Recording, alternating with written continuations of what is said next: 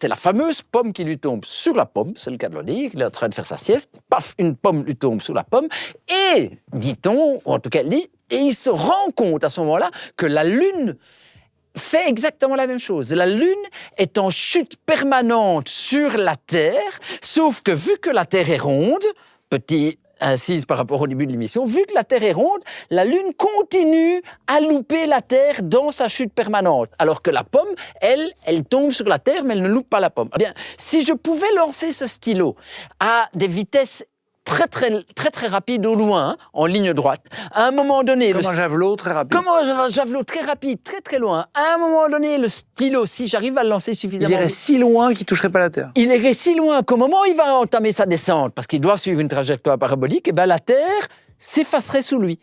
Et il louperait la Terre en permanence, c'est ce qu'on appelle la vitesse de la première orbitale. Et donc ça, c'est exactement la loi de la gravitation universelle. Ces fameux 28 000 km/h, c'est la fameuse vitesse où le satellite chute en permanence sur la Terre. C'est la même chose que la pomme. C'est passionnant parce qu'en fait, on se rend compte que des phénomènes de la nature très différents, comme la Lune qui nous tourne autour, à l'époque de Newton, il n'y avait pas la station spatiale, bien sûr, ni le satellite. Et la pomme qui tombe, c'est la même chose. Newton a fait une unification. Ça, c'est fabuleux.